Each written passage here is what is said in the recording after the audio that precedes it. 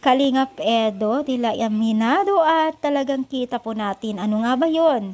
So bago natin ipagpatuloy ang ating pag-support today's video, kung bago ka pa lang sa aking channel, please subscribe, like, and pakit na rin po natin guys ang notification bell upang ma-update po tayo tuwing ako pinag-upload patungkol sa Team Kalingap. And please support po natin ang buong Team Kalingap, lalong-lalo na po kila Kalingap Rob at Kuya Bala, patuloy na nagbibigay ng tulong at saya sa mga video shares o sa mga taong nangailangan ng tulong.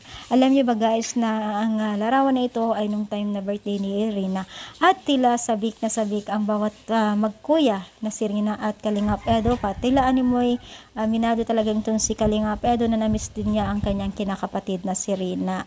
So kung sa mga hindi po nakakaalam at nakakapanood dati ay sila po talaga yung nag-trending na iniisip po ng mga netizens na mag-love team na kahit hindi naman, no. Dahil dito ay nabuo ang mga love team na nagaganap kasi na sobrang nagte-trending sila. Kaya tuloy-tuloy po yung love team ngayon ng Team Kalingap dahil po sa kanila din, dahil sa sobrang trending nila noon. Nag-million views po itong si Rina. Ang pinaka-highest views po talaga itong si Rina.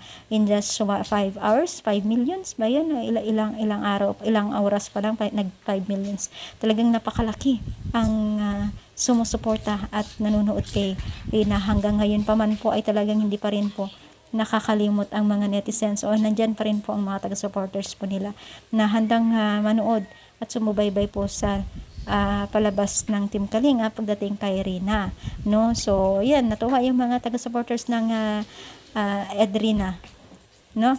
So syempre sana tayo doon. So ano yung sa palagay ninyo, kayo rin po ba ay natuwa sa muling pagkikita ng dalawang magkuya na ito? I-comment down, pa-like po ang ating video. So thank you so much, more power guys, and God bless.